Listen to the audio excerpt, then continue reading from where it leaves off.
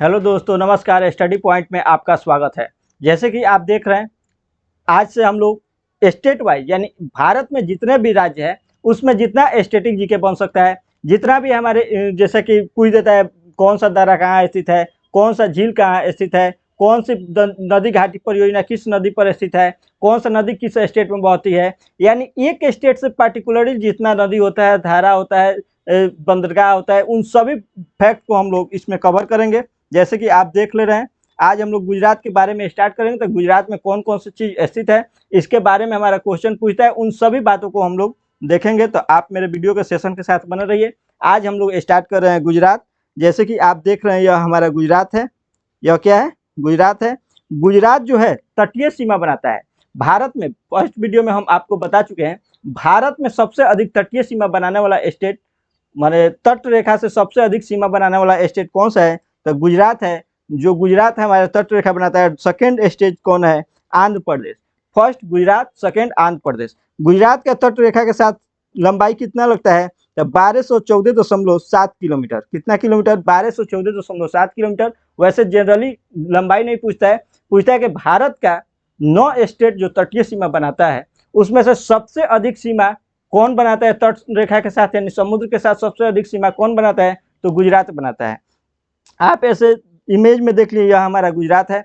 गुजरात को अगर ऐसे 3D मैप पे देखिएगा तो इधर हमारा पाकिस्तान है। गुजरात पाकिस्तान से इंटरनेशनल बाउंड्री किससे शेयर करता है? तो पाकिस्तान से शेयर करता है। अब आइए गुजरात के बारे में इस मैप के माध्यम से हम कुछ देख लेते हैं।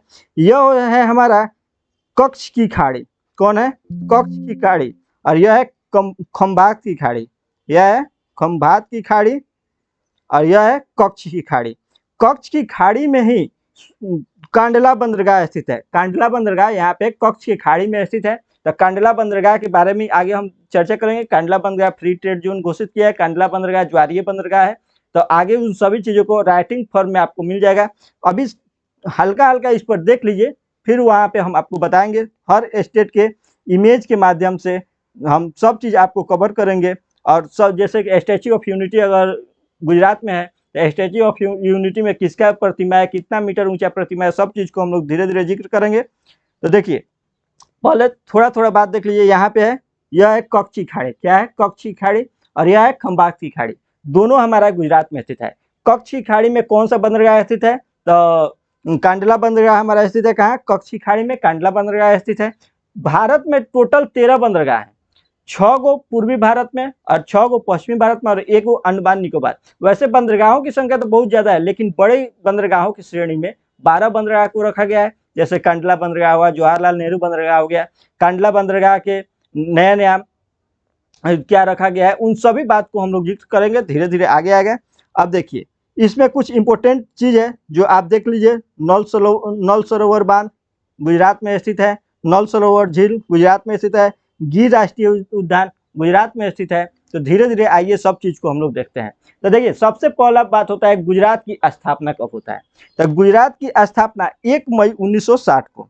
कब हुआ गुजरात की स्थापना? 1 मई 1960 को। पहले बॉम्बे हुआ करता था। क्या हुआ? इधर लिख रहे हैं, बॉम्बे हुआ करता था। बॉम्बे से ही आप जानते हैं सबसे पहले भाषाई आधार पर राज्य का पुनर्गठन 1953 में किया गया था, लेकिन लागू 1956 से होता है। 1953 में राम पट्टुल्लू थे जो अनशन पर बैठे थे, उनका मृत्यु हो गया था। उस समय 1953 पर भाषाई आधार पर गठित होने वाला फर्स्ट स्टेट कौन था हमारा? तो आंध्र प्रदेश था। 1953 में गठित हुआ था भाषा के आधार पर, लेकिन बॉम्बे हुआ करता था। अब बॉम्बे यानी यही बॉम्बे अलग होकर के 1 मई 1960 को एक गुजरात स्टेट का निर्माण होता है। गुजरात और एक महाराष्ट्र, तो दोनों का स्थापना कब होता है? गुजरात और महाराष्ट्र दोनों का स्थापना 1 मई 1960 को होता है। 1 मई को ऐसे देखा जाए तो अंतर्राष्ट्रीय मजदूर दिवस भी हम लोग मनाते हैं। मजदूर दिवस कब मनाते हैं? 1 मई को। 1 मई को गुजरात और महाराष्ट्र के स्थापना होता है। यहाँ पे गलती लिखा हुआ है 1214.7 किलोमीटर। यह हमारा अंतर्राष्ट्रीय मतलब तट रेखा से इसका लंबाई है। इनके सीएम भूपेंद्र पटेल हैं और गवर्नर आचार्य देवव्रत हैं, जो समय के अनुसार बदलते रहते हैं। तो सीएम भूपेंद्र पटेल और गवर्नर आचार्य देवव्रत हैं। और अगर आगे देखें, अब देखिए, जब गवर्नर और सीएम की बात आ गया तो गवर्नर किस मतलब कि सीएम जो विधानसभा के प्रमुख होता है, तो विधानसभा किस अनुच्छेद में है, तो 170 विधानसभा की संरचना किस अनुच्छेद में है, क्वेश्चन पूछ देता है, तो अनुच्छेद 170 में है। और राज्यसभा में सीटों की संख्या गुजरात से कितना है, लोकसभा में सीटों की संख्या गुजरात से कितना है, विधानसभा में सीटों की संख्या गुजरात से कितना है। सबसे पहले धीरे धीरे हम लोग जानेंगे, जैसे अभी 5 स्टेट में चुनाव हो रहा है, कौन कौन, उत्तराखंड, उत्तर प्रदेश, उत्तराखंड, उत्तर प्रदेश, गोवा, उत्तराखंड, उत्तर प्रदेश, गोवा, पंजाब, और इधर चल जाइएगा मिजोरम या मणिपुर। कमेंट करके बता दीजिएगा, थोड़ा मिस कर रहा है, मिजोरम या मणिपुर। जिस स्टेट में चुनाव हो रहा है उस स्टेट में हमको जानना जरूरी है कि उसमें लोकसभा के सीटें कितना है, राज्यसभा के सीटें कितना है, विधानसभा के सीटें कितना है, क्योंकि आने वाला एग्जाम में उससे क्वेश्चन पूछ सकता है।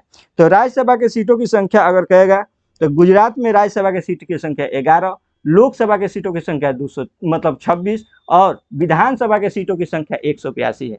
अब अनुच्छेद भी थोड़ा सा हम लोग क्लियर कर लें, कोई ऐसा पॉइंट नहीं है जो हम लोग छोड़ेंगे। इससे आपको हिस्ट्री भी बनेगा, पॉलिटी भी बनेगा, हर एक चीज गुजरात से रिलेटेड जितना चीज आएगा सब चीज को यहाँ पे क्लियर किया जाएगा। तो अनुच्छेद अगर कहे संसद की संरचना किस अनुच्छेद में है, राज्यसभा की संरचना किस अनुच्छेद में है, लोकसभा की संरचना किस अनुच्छेद में है। तो संसद, राज्यसभा, लोकसभा, इसका ट्रिक है सरला, आप याद कीजिए, स से संसद, राज्यसभा और ल से लोकसभा। तो संसद की संरचना 79, 80, 81, तो याद कर लीजिए 79, 80, 81 में सरला, संसद, लोकसभा, राज्यसभा, संसद, राज्यसभा, लोकसभा, संसद 79, राज्यसभा 80, लोकसभा 81। संसद का कौन कौन से मुख्य अंग होता है, तो याद रखिएगा संसद का मुख्य अंग राष्ट्रपति और लोकसभा, राज्यसभा होता है। लोकसभा को निम्न सदन कहा जाता है, राज्यसभा को उच्च सदन कहा जाता है। यह बात आपको इतना तक क्लियर होगा। सीट समझ गए, इतना इतना सीट होता है। अब आता है इसका नेशनल स्टेट सिंबल क्या है, इसके बारे में देख लीजिए। तो पशु कौन सा है, तो एशियाई शेर को इसका स्टेट एनिमल घोषित किया गया है। एशियाई शेर गिर राष्ट्रीय उद्यान जो गुजरात में है, यही एशियाई शेर जिसको गब्बर शेर भी बोला जाता है, इसके कारण फेमस है। तो एशियाई शेर गिर राष्ट्रीय उद्यान में है। वैसे बोला जाता है जंगल में सबसे ऊंचा जानवर पूछा जाए तो जिराफ है, सबसे हैवी जानवर बोला जाए तो हाथी है, और सबसे चालाक जानवर बोला जाए तो लोमड़ी है। फिर भी जंगल का राजा शेर क्यों होता है, इसके आंखों में देखिए, इसके आंखों में एक अलग अदा होता है। इसीलिए जंगल का राजा केवल भारी, लंबा और चतुर होने से नहीं होता है, आंखों में इसके अलग अदा है। जो काम ठान लेता है वह कर देता है। तो अगर राजा बनना है तो अपने कंसिस्टेंसी को बनाए रखना है, एक अपने जब नज़र में कुछ चीज़ को बना लिए तो उसको पूरा करना है, वही अदा है, जिसके कारण यह शेर हमारा एशियाई शेर नहीं, शेर हमारा राष्ट्रीय मतलब कि पशु है। अब देखिए पंछी ग्रेटर फ्लेमिंगो है, इसको आप याद कर लीजिए। वैसे राजकीय पंछी के बारे में देता नहीं है, लेकिन जब हम हर एक पॉइंट को कवर कर रहे हैं तो इसको भी कवर करना जरूरी है। राष्ट्रीय फूल कहेगा तो गेंदा के फूल जिसको मैरीगोल्ड कहा जाता है, और राजकीय पेड़ कहेगा तो बरगद। यानी राज्य पशु एशियाई शेर, राज्य पशु एशियाई शेर, राज्य पंछी ग्रेटर फ्लेमिंगो, फूल कौन सा है तो गेंदा जिसको मैरीगोल्ड बोला जाता है, और पेड़ कौन सा है तो बरगद का पेड़। नेक्स्ट आते हैं कौन कौन से स्टेट से यह बाउंड्री शेयर करता है। सबसे पहले तो तट रेखा जान गए, तट रेखा सबसे लंबी किसके साथ है, गुजरात के साथ है, इसको थोड़ा सा बड़ा कर ले रहे हैं। अब बाउंड्री किसके किसके साथ शेयर करता है, कौन कौन स्टेट से, तो ऊपर देखिए, ऊपर राजस्थान से, इधर मध्य प्रदेश से, और महाराष्ट्र से अलग हुआ है तो महाराष्ट्र से करेगा ही करेगा। तो मध्य प्रदेश, महाराष्ट्र और मध्य प्रदेश, महाराष्ट्र और राजस्थान। इधर इंटरनेशनल बाउंड्री पाकिस्तान के साथ गुजरात का बाउंड्री लगता है। फर्स्ट वीडियो में हम आपको बता दिए हैं पाकिस्तान के साथ किसका किसका बाउंड्री लगता है। तो गुजरात, राजस्थान, पंजाब, इधर का जितना है गुजरात, राजस्थान, पंजाब, जम्मू कश्मीर, लद्दाख, 5 गो स्टेट का लगता है पाकिस्तान के साथ, गुजरात, राजस्थान, पंजाब, जम्मू कश्मीर, लद्दाख। लेकिन अगर कहेगा गुजरात का किन किन स्टेट से बाउंड्री शेयर होता है, तो 3 स्टेट से बाउंड्री शेयर होता है, इधर से राजस्थान, इधर से मध्य प्रदेश, इधर से महाराष्ट्र। तो आप देख लिए बाउंड्री किसके किसके साथ शेयर होता है। अब टूरिस्ट अट्रैक्शन कौन कौन चीज है उसके बारे में विस्तार से हम लोग पढ़ेंगे। जैसे रानी कबाब, जो 100 रुपये के नोट पर रानी कबाब होता है। हरा सलामी इसका ट्रिक होता है जो हम आप आगे बताएंगे। हम्पी 50 रुपया पर, रानी कबाब 100 रुपया पर, सांची का स्तूप 200 रुपया पर, लाल किला 500 रुपया पर, मंगलयान 2000 रुपया के नोट पर। तो नोट की पर कौन सा फोटो छपा रहता है उसका भी ट्रिक आगे आप लोग धीरे धीरे सेशन के साथ बने मिल जाएगा। रानी का बाग जो 100 रुपया के नोट पर है, वर्ल्ड हेरिटेज साइट में शामिल है, यह गुजरात में स्थित है। अभी इसका फोटो दिखाएंगे, सब चीज इसके बारे में। जूनागढ़ का किला, जूनागढ़ लोथल, लोथल जो हड़प्पा सभ्यता का स्थल था। सोमनाथ मंदिर जो 1025 ईस्वी में मोहम्मद गजनबी के द्वारा लूटा गया था। द्वारका, धौलावीरा, लक्ष्मी विलास पैलेस, साबरमती आश्रम, सबको एक एक इमेज करके उसका जितना डिटेल उससे पूछा जाता है सबको हम लोग बारी बारी से अब देखते हैं। जैसे देखिए हाल ही में क्वेश्चन है Statue of Unity, Statue of Unity Sardar Vallabhbhai Patel जी की मूर्ति है। सरदार वल्लभ भाई पटेल जी की मूर्ति है, इसको स्टैचू ऑफ यूनिटी कहा जाता है। तो स्टैचू ऑफ यूनिटी कहाँ स्थित है? स्टैचू ऑफ यूनिटी गुजरात में स्थित है। इसका ऊंचाई कितना है? तो 132 मीटर की ऊंचाई पर स्थित है। सरदार वल्लभ भाई पटेल की मूर्ति है। इनका जन्म 31 अक्टूबर को हुआ है और 31 अक्टूबर को ही एकता दिवस के रूप में मनाया जाता है। तो हर एक पॉइंट, हर एक शब्द जो मेरा निकल रहा है, जितना क्वेश्चन इस पॉइंट में बनाया गया है, हर एक पॉइंट आपके एग्जाम में कहीं ना कहीं पूछा गया है या फिर आगे पूछने का भी संभावना है। तो हर एक पॉइंट इंपॉर्टेंट है। तो आपको इसका पीडीएफ भी मिल जाएगा, जो आपको डिस्क्रिप्शन में टेलीग्राम लिंक को ज्वाइन कीजिएगा, उसका पीडीएफ मिल जाएगा। The statue of Unity Sardar Vallabhbhai Patel की 182 मीटर ऊंची प्रतिमा है। इनका जन्म 31 अक्टूबर को होता है। तो पूछ देता है क्वेश्चन, एकता दिवस कब मनाया जाता है? तो 31 अक्टूबर को मनाया जाता है। किनके जन्म पर मनाया जाता है? तो सरदार वल्लभ भाई पटेल के जन्मदिन पर। वहीं पराक्रम दिवस 23 जनवरी को मनाया जाता है। किनके जन्मदिन पर? तो सुभाष चंद्र बोस के जन्मदिन पर पराक्रम दिवस मनाया जाता है। एकता दिवस क्यों मनाया जाता है इसके भी बारे में हम आपको बताए हुए हैं। यह जो है कि कुछ 3-4 स्टेट था, जैसे कि जम्मू कश्मीर था, जूनागढ़ था, जूनागढ़ गुजरात में ही है, और एक हैदराबाद था जो भारतीय स्टेट में शामिल, भारतीय राज्य में शामिल नहीं होना चाहता था। तो हैदराबाद को पुलिस की सहायता से ऑपरेशन पोलो चला करके जूनागढ़ को जनमत संग्रह से और जम्मू कश्मीर को विलय पत्र के माध्यम से मिलाने का काम सरदार वल्लभ भाई पटेल ही किए थे। इसीलिए इनके जन्मदिन पर एकता दिवस मनाया जाता है। स्टैचू ऑफ यूनिटी का वास्तुकार है तो कौन है? तो राम सुतार इसका वास्तुकार है। वास्तुकार कौन है? राम सुतार। कौन द्वीप पर स्थित है पूछ देता है? तो साधु बेट द्वीप जो केवड़िया में है। केवड़िया में साधु बेट द्वीप। केवड़िया को ही हाल ही में इलेक्ट्रिक व्हीकल सिटी घोषित किया गया है, इसका भी चर्चा रहेगा, इसको जानिएगा। इलेक्ट्रिक व्हीकल सिटी कौन सा है? तो केवड़िया गुजरात। केवड़िया गुजरात। साधु बेट द्वीप या केवड़िया में स्टैचू ऑफ यूनिटी स्थित है। किस नदी के किनारे स्थित है? तो नर्मदा नदी के किनारे स्थित है। और कौन कंपनी इसको बनाया? तो लार्सन और टूब्रो L&T कंपनी के द्वारा इसको बनाया गया। देखिए इस सीरीज को चलाने का मेन उद्देश्य है जिनको 2022 में सिलेक्शन लेना है, जिनको इस जो आने वाला एग्जाम है उसमें अपना क्वेश्चन लड़ाना है, तो इन सब बात को ध्यान रखना है। और जो धीरे धीरे पढ़ना चाहते हैं उनके लिए तो फिर कहीं, जो अगर आप कोर्स नहीं किए हैं तो कहीं कोर्स कीजिए, ताकि अगर हिस्ट्री पढ़ते हैं तो पॉलिटी भूलेगा, पॉलिटी पढ़ते हैं ज्योग्राफी भूलेगा, ज्योग्राफी पढ़ते हैं इकोनॉमिक्स भूलेगा। लेकिन जब आप सब चीज़ को स्टैटिक जीके में पढ़ते हैं तो हर एक पॉइंट को आपका कवर होना चाहिए। तो इसलिए यह सोचते हुए सीरीज चलाया जा रहा है, कम समय में ज़्यादा से ज़्यादा चीज़ हम लोग कैसे। तो स्टैचू ऑफ यूनिटी कहाँ स्थित है? गुजरात में स्थित है। किस नदी पर स्थित है? नर्मदा नदी पर स्थित है। कौन सा द्वीप पर स्थित है? साधु बेट द्वीप पर स्थित है। साधु बेट द्वीप कहाँ है? केवड़िया गुजरात में है। इसका वास्तुकार कौन है? तो राम सुतार है। कौन कंपनी बनाया? तो L&T कंपनी के द्वारा बनाया गया है। कितना मीटर ऊंचाई है? तो 182 मीटर ऊंचाई है। सरदार वल्लभ भाई पटेल के बारे में अब आगे हम लोग देख लेते हैं। सरदार वल्लभ भाई पटेल को लौह पुरुष कहा जाता है। इनको ही भारत का बिस्मार्क कहा जाता है। सरदार वल्लभ भाई पटेल बारदौली सत्याग्रह 1928 में किए थे, जिसके कारण बारदौली के महिलाओं के द्वारा इनको सरदार की उपाधि, वल्लभ भाई पटेल को सरदार की उपाधि किसके द्वारा दिया गया था? तो बारदौली के महिलाओं के द्वारा इनको सरदार की उपाधि दिया गया था। देशी रियासतों के एकीकरण का काम इन्होंने किया था। जैसे देशी रियासत कौन कौन? कश्मीर, जूनागढ़, हैदराबाद। हैदराबाद को ऑपरेशन पोलो चला करके पुलिस बल से भारत में मिलाया गया था। ये लोग कहते थे हम भारत में मिलना नहीं चाहते थे आज़ादी के बाद, तो सरदार वल्लभ भाई पटेल ने ही एकीकरण का काम किया था। जूनागढ़ को जनमत संग्रह के आधार पर और कश्मीर को विलय पत्र के आधार पर भारत में मिलाया गया था। अब कंफ्यूजन नहीं होना है, स्टैचू ऑफ पीस भी है एक, और स्टैचू ऑफ इक्वलिटी जो हाल ही में बना है। तो स्टैचू ऑफ इक्वलिटी कहाँ बना है? इधर स्टैचू ऑफ यूनिटी था।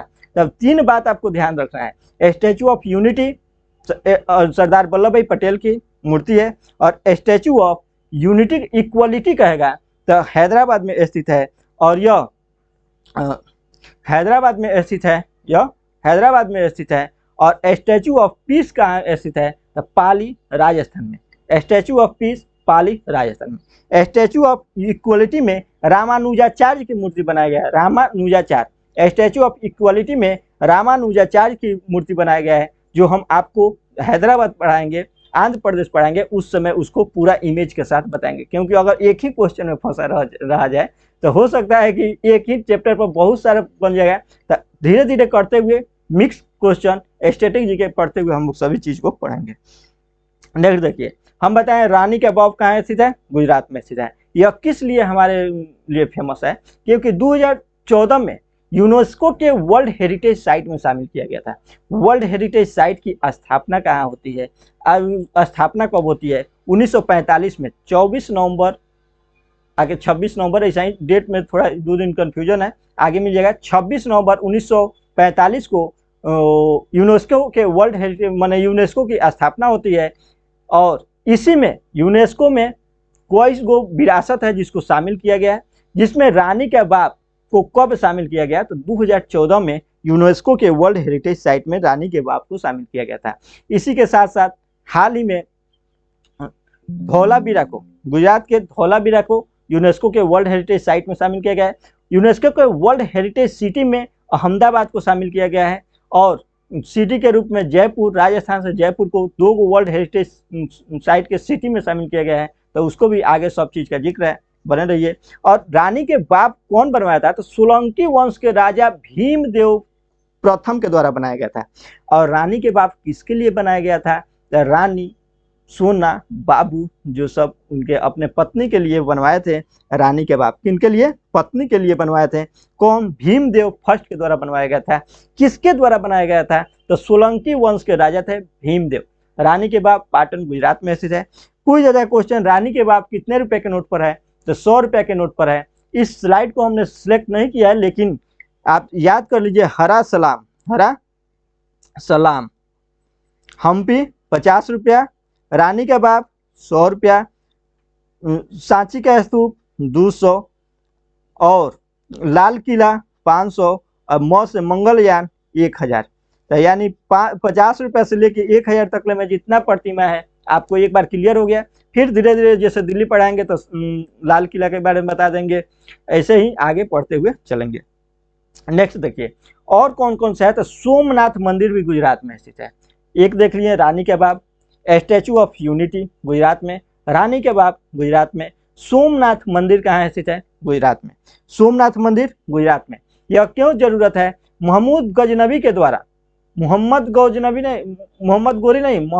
गजनवी के द्वारा 1225 ईस्वी में लूटा गया था, इसीलिए यह फेमस है। और लूट करके इसको बहुत क्षतिग्रस्त किया गया था। तो सरदार वल्लभ भाई पटेल के द्वारा ही इसको पुनः निर्माण कराए थे। तो सरदार वल्लभ भाई पटेल के द्वारा इसको पुनः निर्माण कराया गया था। तो महमूद गजनवी के द्वारा इसको 1225 ईस्वी में लूटा गया, और पुनः निर्माण कौन कर रहा है? तो सरदार वल्लभ भाई पटेल। सोमनाथ मंदिर कहाँ स्थित है? तो गुजरात में सोमनाथ मंदिर स्थित है।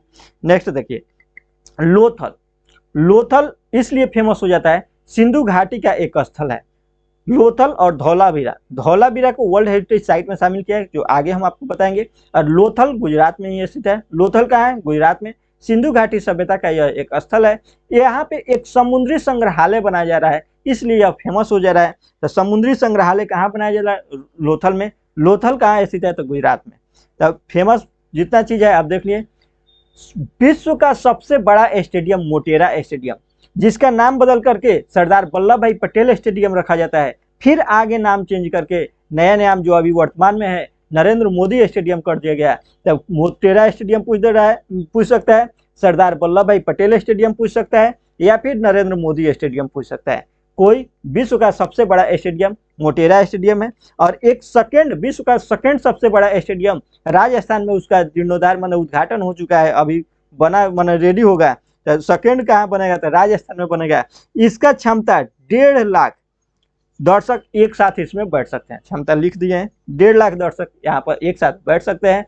यहीं पे आपको याद होना चाहिए, नमस्ते ट्रंप कार्यक्रम अमेरिका के राष्ट्रपति डोनाल्ड ट्रंप यहीं मोटेरा स्टेडियम में आए हुए थे गुजरात के। तो नमस्ते ट्रंप कार्यक्रम मोटेरा स्टेडियम में ही हुआ था। कब हुआ था? 24 फरवरी 2020 को।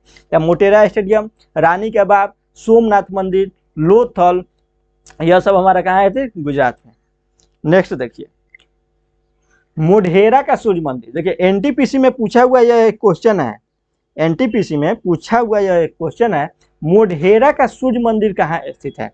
तो मोढेरा का सूर्य मंदिर गुजरात में स्थित है। इसको भी सोलंकी वंश के राजा द्वारा बनवाया गया था 1226 ईस्वी में। सोलंकी वंश के राजा द्वारा, याद कीजिए रानी के बाप आपको बताए हैं, रानी के बाप सोलंकी वंश के राजा भीमदेव प्रथम के द्वारा बनाया गया था। उन्हीं के द्वारा यह सोलंकी वंश के मोढेरा का सूर्य मंदिर, ये कोणार्क का सूर्य मंदिर पूरी उड़ीसा में है, लेकिन आपको कंफ्यूज नहीं होता है। मोढेरा का सूर्य मंदिर जब आपको दे देगा तो गुजरात में स्थित है मोढेरा का सूर्य मंदिर, इसीलिए नोट करके लिख दिए हैं यहाँ पे। कोणार्क का सूर्य मंदिर भी उड़ीसा पूरी में स्थित है। तो सूर्य मंदिर, इससे कंफ्यूजन नहीं होगा, मोढेरा दे देगा। जो पूछा हुआ क्वेश्चन था एनटीपीसी में, तो गुजरात में स्थित है। नेक्स्ट देखिए, साबरमती आश्रम। साबरमती आश्रम की स्थापना 1916 में, कब? 1916 में महात्मा गांधी के द्वारा साबरमती नदी के किनारे गुजरात में किया जाता है। क्वेश्चन पूछ देता है गांधी जी के निवास स्थान जहाँ था, वैसे कई पार्ट में यह बटा हुआ है, तो गांधी जी के निवास स्थान को क्या कहा जाता है? तो हृदय कुंज। गांधी जी का हृदय बहुत शानदार था, आप याद कर सकते हैं। तो गांधी जी के निवास स्थान को क्या कहा जाता है? तो हृदय कुंज गांधी जी के निवास स्थान को कहा जाता है। और साबरमती आश्रम भी हमारा गुजरात में स्थित है। नेक्स्ट देखिए, गिर राष्ट्रीय उद्यान, एशियाई शेर, जिसको गब्बर शेर भी बोला जाता है। क्या? गब्बर शेर।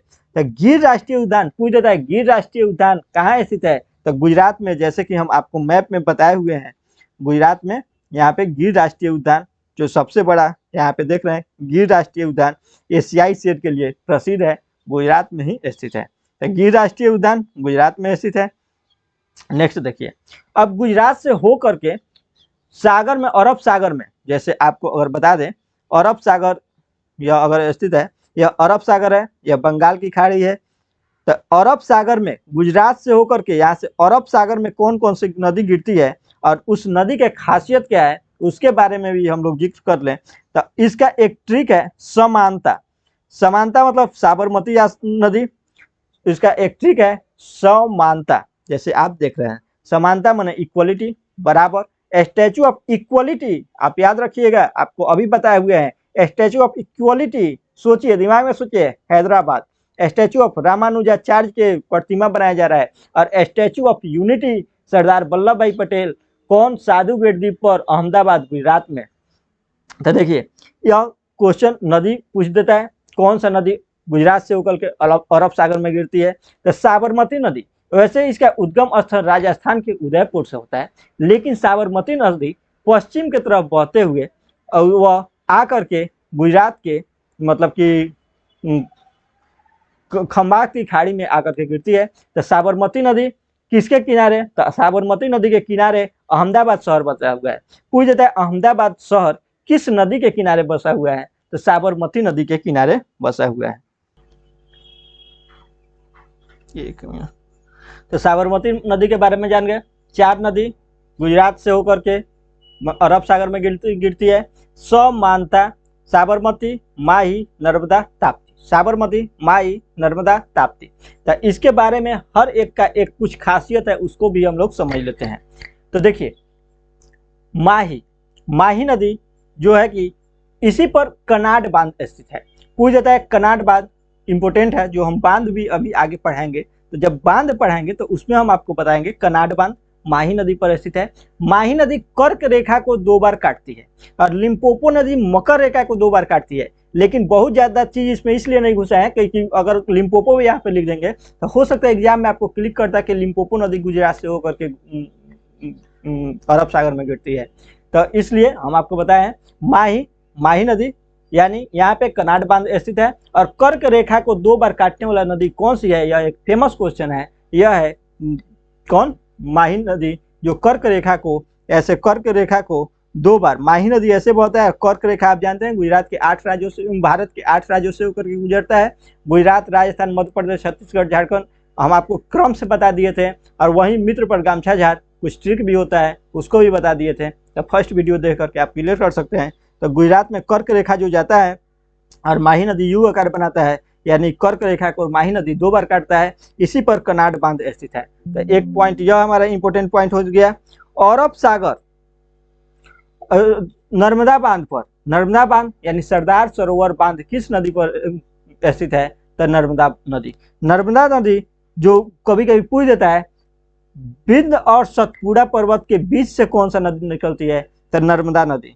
2 गो पर्वत है, यह है बिंद और यह है सतपुड़ा, और बिंद और सतपुड़ा के बीच कौन नदी बहता है? तो नर्मदा नदी। इसका भी ट्रिक होता है बीसन, बीसन आप याद रखिए, बिंद और सतपुड़ा के बीच नर्मदा नदी, बिंद और सतपुड़ा के बीच नर्मदा नदी। तो अभी जब टोटल नदी एक बार बताएंगे तो उसमें हर स्टेट के नदी के बारे में बताएंगे, लेकिन हम सभी नहीं बता रहे हैं। बिंद और सतपुड़ा के बीच से नर्मदा नदी निकलती है। नर्मदा नदी पर सरदार सरोवर बांध स्थित है। यह बात क्लियर हो गया आपको। नेक्स्ट है ताप्ती नदी। ताप्ती नदी के किनारे सूरत शहर स्थित है और इसी पर उकाई परियोजना बना हुआ है। तो आप 4 नदी गुजरात से होकर के आपको अरब सागर में गिरती है। कौन कौन? साबरमती, माही, नर्मदा, ताप्ती।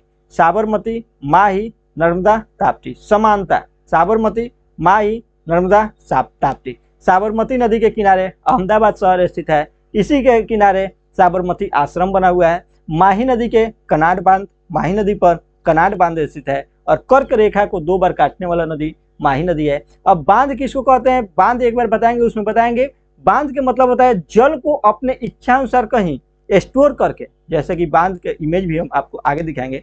तो और उसको जैसे बांध बना करके बिजली उत्पन्न की जाती है, हाइड्रोलिक जो पन बिजली होता है उसको एक टरबाइन चलाया जाता है, जब हाई स्पीड से बांध के मतलब बहुत पीछे बहुत सारा पानी जमा होता है और उसको कुछ हल्का उठा करके और उसको पानी को ब्रेक से निकालते हैं और उसके बाद से टरबाइन घूमता है और बिजली उत्पन्न होता है। तो सब बात धीरे धीरे जानिएगा। तो कनाड बांध कहाँ स्थित है? गुजरात में। किस नदी के किनारे? माही नदी के किनारे। नर्मदा नदी सरदार सरोवर बांध और ताप्ती नदी के किनारे सूरत शहर स्थित है और उकाई परियोजना भी ताप्ती नदी पर है। यह सभी VVI पॉइंट है जो हमारे एग्जाम में पूछता है। अब ताप्ती नदी सूरत, तो आप सूरत से थोड़ा सा रिलेट कर लीजिए सूरज, और सूरज में तापमान ज़्यादा होता है। तो ताप्ती नदी सूरत माने ताप्ती नदी के किनारे कौन से शहर स्थित है? तो सूरत शहर स्थित है। नेक्स्ट है कौन कौन से संस्थान है? जैसे प्लाज्मा अनुसंधान संस्थान गांधीनगर में है, प्लाज्मा अनुसंधान संस्थान गुजरात के गांधीनगर में है। केंद्रीय नमक और समुद्री रसायन अनुसंधान संस्थान भावनगर में है।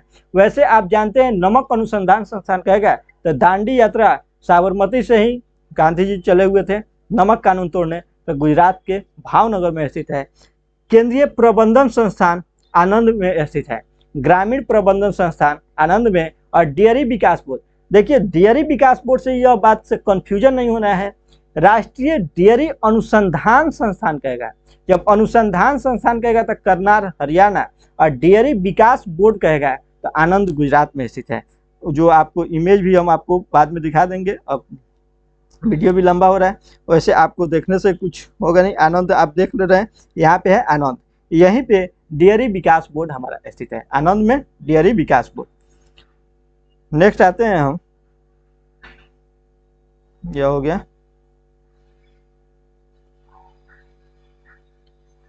तो आप इतना देख लीजिए, डेयरी विकास बोर्ड आनंद, ग्रामीण प्रबंधन संस्थान आनंद में स्थित है, प्लाज्मा अनुसंधान संस्थान गुजरात के गांधीनगर में है, और केंद्रीय नमक और समुद्री रसायन अनुसंधान संस्थान भावनगर में है।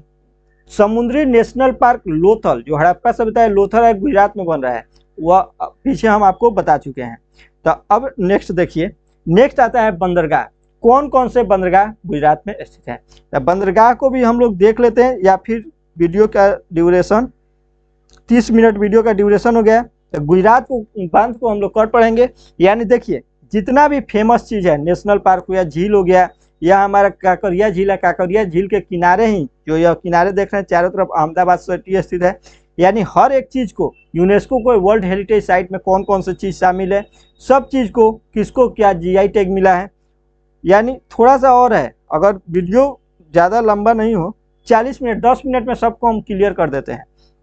चलिए 10 मिनट में क्लियर कर देते ताकि फिर कल महाराष्ट्र के बारे में हम लोग देखेंगे। तो देखिए बंदरगाह सबसे पहले हम आपको बता ही दिए थे, कंडला बंदरगाह गुजरात में स्थित है, जो कच्छ की खाड़ी में स्थित है। कच्छ की खाड़ी में, खंबात की खाड़ी नीचे था, यहाँ पे दिखाए हुए थे हम आपको कच्छ की खाड़ी। कहाँ? कच्छ की खाड़ी, यहीं पे कंडला बंदरगाह स्थित है। कंडला बंदरगाह के क्या क्या खासियत है? तो फ्री ट्रेड जोन इसको घोषित किया गया है। बंदरगाह का मतलब होता है सामान को एक जगह लाना और वहां से फिर दूसरे स्टेट में इसको डिस्ट्रीब्यूट करना। जैसे कि बंदरगाह जल मार्ग के माध्यम से कोई माल आता है, इस पर उतरता है और वहां से दूसरे स्टेट में, चाहे स्टेट के अंदर कहीं मैन्युफैक्चरिंग होता है उस वहाँ पे आता है, और बंदरगाह के माध्यम से, जल मार्ग के माध्यम से जो सस्ता हो जाता है, परिवहन सस्ता हो जाता है और दूसरे देश में भी जाता है, इससे व्यापार आसान हो जाता है। तो बंदरगाह आप देख लीजिए, कंडला बंदरगाह। कंडला बंदरगाह कहाँ है? तो यह गुजरात में स्थित है, गुजरात में कच्छ की खाड़ी में स्थित है। कंडला बंदरगाह का नया नाम दीनदयाल उपाध्याय बंदरगाह है। यहाँ पर यह एक ज्वारीय बंदरगाह है। पूछ देता है कि कंडला बंदरगाह कैसा बंदरगाह है, या फिर ऑप्शन देता है कौन इसमें से कौन एक ज्वारीय बंदरगाह है। तो कंडला बंदरगाह ज्वारीय बंदरगाह है, ध्यान में रखना है। यहाँ पे फ्री ट्रेड जोन खोला गया है। फ्री ट्रेड जोन का मतलब होता है कोई कंपनी वहां पर स्थापित किया जाए उस उद्देश्य से कि वहां से सामान को विदेश में निर्यात किया जाए, तो वहां पे टैक्स बहुत कम लगता है, उसी को फ्री ट्रेड जोन कहा जाता है। और यही फ्री ट्रेड जोन के कारण कंडला बंदरगाह फेमस है। तो कंडला बंदरगाह के 3-4 फैक्ट ध्यान रखिएगा। कंडला बंदरगाह गुजरात में स्थित है, ज्वारीय बंदरगाह है, फ्री ट्रेड जोन खोला गया है, जिसके कारण यह बहुत ज़्यादा विकसित है। और देखिए कुछ परियोजना है जिसके कारण हमारा कुछ चीज़ बना है। जैसे सागरमाला परियोजना के तहत बंदरगाह का निर्माण हुआ है। बंदरगाह का निर्माण किस परियोजना के तहत हुआ है? तो सागरमाला परियोजना के तहत। भारतमाला परियोजना के तहत सड़क का निर्माण होता है, और फ्रेट कॉरिडोर के तहत रेलवे लाइन का निर्माण होता है। रेलवे लाइन का निर्माण फ्रेट कॉरिडोर के कारण, रेलवे लाइन का निर्माण। तो यह भी 3-4 पॉइंट आपको ध्यान रखना है। सागरमाला परियोजना बंदरगाह के लिए, भारतमाला परियोजना सड़क के लिए, और फ्रेट कॉरिडोर रेलवे लाइन के लिए। नेक्स्ट देखिए फेमस एयरपोर्ट। तो देखिए सरदार वल्लभ भाई पटेल के यूनिटी माने स्टैचू ऑफ यूनिटी जब वहाँ पे है, तो सरदार वल्लभ भाई पटेल के नाम से एयरपोर्ट भी यहीं पे है। बड़ोदरा गुजरात में बड़ोदरा एयरपोर्ट नाम से ही पता चल जाएगा। कंडला जो बंदरगाह है, कंडला नाम से एयरपोर्ट भी है। भावनगर, अगर आप गुजरात देख लिए तो भावनगर गुजरात में स्थित है, तो भावनगर एयरपोर्ट भी गुजरात में है। और पोरबंदर एयरपोर्ट, यानी इसमें नाम वाला विशेष एग्जाम में भी पूछा जाता है, क्योंकि बड़ोदरा, कंडला, भावनगर कोई बता देगा। तो कौन कौन से फेमस एयरपोर्ट है? तो सरदार वल्लभ भाई पटेल एयरपोर्ट है, बड़ोदरा है, कंडला है, भावनगर है, यह सब फेमस एयरपोर्ट है। स्टेडियम कौन कौन से है? तो मोटेरा स्टेडियम एक हम आपको फेमस बता ही दिए थे, उसका फैक्ट, उसका इमेज, सब चीज़ बता दिए हैं। और स्टेडियम कौन से हैं? तो सरदार वल्लभ भाई पटेल स्टेडियम का ही नाम मोटेरा स्टेडियम, और इसी का वर्तमान नाम नरेंद्र मोदी स्टेडियम है। कौन? नरेंद्र मोदी स्टेडियम। मोती बाग स्टेडियम गुजरात बड़ोदरा में है। अब माधवराज सिंधिया स्टेडियम भी गुजरात में स्थित है। तो माधवराज सिंधिया, मोटेरा, मोती बाग स्टेडियम, यह सब किस चीज़ का स्टेडियम है? तो क्रिकेट का स्टेडियम है। किस चीज़ का स्टेडियम है? तो क्रिकेट का स्टेडियम है। नेक्स्ट देखिए नेशनल पार्क कौन कौन से? तो नेशनल पार्क तो वैसे बहुत सारा है, लेकिन कौन सा नेशनल पार्क हमारे लिए इम्पोर्टेंट है? तो ब्लैक बक राष्ट्रीय उद्यान। ब्लैक बक राष्ट्रीय उद्यान। गिर राष्ट्रीय उद्यान तो आपको इमेज भी दिखाई दिए हैं। गिर राष्ट्रीय उद्यान किसके लिए? एशियाई शेर के लिए फेमस है। जूनागढ़ जब राजस्थान में, तो जूनागढ़ राष्ट्रीय उद्यान राजस्थान में।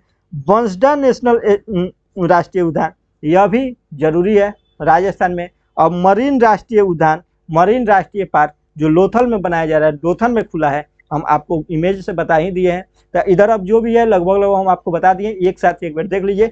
ब्लैक बक राष्ट्रीय उद्यान, गिर राष्ट्रीय उद्यान, जूनागढ़ राष्ट्रीय उद्यान, बंसडा राष्ट्रीय उद्यान और मरीन राष्ट्रीय उद्यान, ये सब कहाँ है? गुजरात में स्थित है। नेक्स्ट देखिए झील।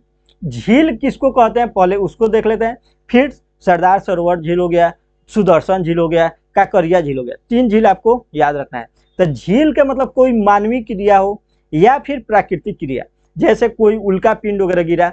पृथ्वी, झील का मतलब एक गड्ढा समझ जाइए, सिंपल भाषा में झील का मतलब गड्ढा समझ जाइए, जिसमें बड़ी मात्रा में पानी को एकत्रित किया जाता है। अब वह समुद्र के द्वारा पानी आया हो, वर्षा से आया हो, उससे मतलब नहीं है, जिसका डिफिनीशन इसमें लिखा हुआ है। तो गुजरात में ऐसा कौन कौन सा झील है? तो सरदार सरोवर झील। झील कौन कौन से है? सरदार सरोवर झील, सुदर्शन झील, सरदार सरोवर झील, सुदर्शन झील और काकरिया झील, जिसको इसमें नहीं लिख करके आगे वाला इमेज में लगा है। काकरिया झील इंपॉर्टेंट है, इससे कुछ पॉइंट है उसको भी आपको समझाना था, इसलिए आगे ले आया है। तो सरदार सरोवर झील, सुदर्शन झील, काकरिया झील, सरदार सरोवर, सुदर्शन, काकरिया। सरदार सरोवर झील गुजरात में। सुदर्शन झील के बारे में क्वेश्चन पूछ देता है कि इसका निर्माण कब हुआ था? तो चंद्रगुप्त मौर्य के काल में इसका निर्माण हुआ था। चंद्रगुप्त मौर्य के काल में इसका निर्माण हुआ था। और इसका मरम्मत किसके द्वारा कराया गया था? तो स्कंदगुप्त के द्वारा इसका मरम्मत कराया गया था। और इसका वर्णन किस अभिलेख में मिलता है? तो जूनागढ़ अभिलेख में मिलता है। जूनागढ़ कहाँ है स्थित है? तो जूनागढ़ राजस्थान में स्थित है। लेकिन वहीं जूनागढ़ का किला कहेगा तो एक जूनागढ़ का किला राजस्थान में भी स्थित है, तो उसको भी हम जब राजस्थान पढ़ाएंगे, इसके बाद मध्य प्रदेश, महाराष्ट्र या महाराष्ट्र ही लाएंगे, क्योंकि महाराष्ट्र जो है कि हमारा इम्पोर्टेंट इसलिए हो जाता है क्योंकि महाराष्ट्र और गुजरात दोनों एक साथ डिवाइड हुआ है 1 मई 1960 को, इसलिए महाराष्ट्र ही लाने का प्रयास करेंगे। तो देखिए, सरदार सरोवर झील, सुदर्शन झील। सुदर्शन झील कौन बनवाया था? चंद्रगुप्त मौर्य के काल में बना था। मरम्मत कौन कराया था? तो स्कंदगुप्त के द्वारा कराया गया था। और इसका वर्णन कहाँ मिलता है? तो जूनागढ़ अभिलेख में इसका वर्णन मिलता है। नेक्स्ट है काकरिया झील। यह भी गुजरात में स्थित है। यह इसलिए फेमस है क्योंकि काकरिया झील के ही इर्द गिर्द में हमारा अहमदाबाद शहर बसा हुआ है। अहमदाबाद शहर, तो काकरिया झील के आसपास अहमदाबाद शहर बसा हुआ है, इसलिए फेमस हो जाता है। काकरिया झील गुजरात में स्थित है। गुजरात का सबसे बड़ा झील अगर पूछेगा तो काकरिया झील है। इसी के चारों तरफ अहमदाबाद शहर बसा हुआ है। नेक्स्ट देखिए, वर्ल्ड हेरिटेज साइट में। वर्ल्ड हेरिटेज क्या मतलब होता है? UNESCO world heritage site. UNESCO का मतलब होता है United Nation Education, Scientific and Cultural Organisation. इसका स्थापना 16 नवंबर, वहाँ पे जो मिस कर रहे थे 26 नवंबर बोल रहे, 16 नवंबर 1945 को होता है। इंडिया इसको माना इंडिया इसका सदस्य कब बना? तो ये 1946 में इसका सदस्य बना। शुरू में इसमें कम देश था, वर्तमान में 193 देश है। मुख्यालय पेरिस है और इसका वर्तमान अध्यक्ष आंद्रे अजोले हैं। रानी के बाप यूनेस्को में कब शामिल हुआ? 2014 में, जो हम आपको उधर बता चुके हैं। चंपानेर पावागढ़ आर्कियोलॉजिकल पार्क जो गुजरात में स्थित है, 2007 में यूनेस्को के वर्ल्ड हेरिटेज साइट में शामिल होता है, इसलिए यह इंपॉर्टेंट हो जाता है। हड़प्पा शहर, यानी 2 शहर आपको यूनेस्को में शामिल है। यूनेस्को वर्ल्ड हेरिटेज साइट के सिटी में कौन कौन है? तो हड़प्पा और सिटी में अहमदाबाद और जयपुर। अहमदाबाद, जयपुर। अहमदाबाद को कब शामिल किया गया? 2017 में। और जयपुर को कब शामिल किया गया? 2019 में। तो अहमदाबाद और जयपुर 2 वर्ल्ड हेरिटेज साइट है, जो सिटी है जो यूनेस्को के वर्ल्ड हेरिटेज साइट में शामिल है। अहमदाबाद, जयपुर। अहमदाबाद को 17 में, जयपुर को 19 में और हड़प्पा शहर धौलावीरा को 2021 में वर्ल्ड हेरिटेज साइट में शामिल किया गया है। धौलावीरा को 2021 में वर्ल्ड हेरिटेज साइट में शामिल किया गया है। तो आप जान गए रानी का बाप गुजरात में स्थित है। इसको तो पूछ देता है कि कहाँ स्थित है और कब शामिल हुआ। जैसे एनटीपीसी के हर एक शिफ्ट में लगभग बहुत सारे शिफ्ट में देखा गया है कि पूछा था क्वेश्चन कि लाल किला को कब शामिल किया गया था वर्ल्ड हेरिटेज साइट में, सांची के स्तूप को, गुप्त और जो एलोरा के गुफा है उसको कब शामिल किया गया था। तो इसलिए यह बात जो नया है, करंट में है, 2017 में, 2007 में, 2014 में, 21 में शामिल हुआ है, उसको आपको ध्यान रखना है। रानी के बाप 14 में, चंपानेर पावागढ़ किला 7 में, हड़प्पा शहर धौलावीरा को 21 में और वर्ल्ड हेरिटेज सिटी में 2 है। एगो 2017 में वर्ल्ड हेरिटेज साइट में अहमदाबाद और जयपुर राजस्थान के है 2019 में। अब आते हैं नेक्स्ट, डैम। डैम जो हम आपको नदी बताइए दिए, ताप्ती नदी, माही नदी, समानता, साबरमती, माई, यह सब चारों नदी और उस पर डैम बता ही दिए। यहाँ पर भी डैम के साथ एक साथ देख लेते हैं। नर्मदा नदी में सरदार सरोवर बांध, नर्मदा नदी पर सरदार सरोवर बांध बनाया गया है। काकरापारा बांध ताप्ती नदी पर, काकरापारा ताप्ती नदी पर। उकाई बांध भी ताप्ती नदी पर, ताप्ती नदी पर 2 गो काकरापारा बांध। एक काकरापारा परमाणु संयंत्र भी है जो बिजली उत्पन्न करने के लिए होता है। तारापुर महाराष्ट्र में है, काकरापारा गुजरात में है। परमाणु संयंत्र न्यूक्लियर स्टेशन है जहाँ से बिजली, न्यूक्लियर रूप से बिजली तैयार किया जाता है। तो काकरापारा भी गुजरात में स्थित है, काकरापारा बांध भी गुजरात में स्थित है। तो एक ही है वो न्यूक्लियर स्टेशन, इसलिए ध्यान रखिएगा। पूछता है नरोरा उत्तर प्रदेश, काकरापारा हमारा ये हो गया गुजरात। यह सब कुछ न्यूक्लियर पावर से बिजली उत्पन्न होता है, उसको भी हम आगे बताए थे कि स्टेट बाई स्टेट।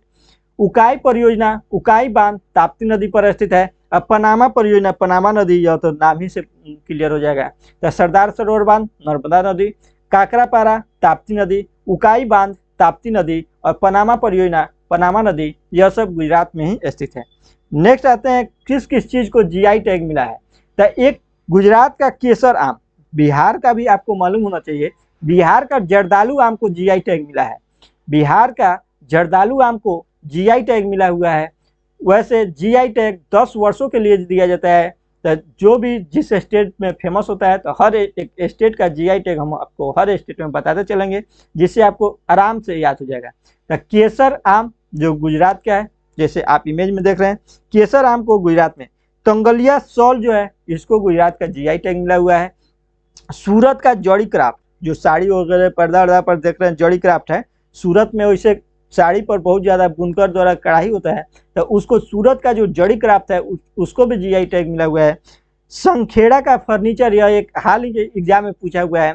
तो संखेड़ा का फर्नीचर डिजाइन करके फर्नीचर बनाया जाता है, केवल कुर्सी नहीं, सब तरह के चीज़ों को बनाया जाता है।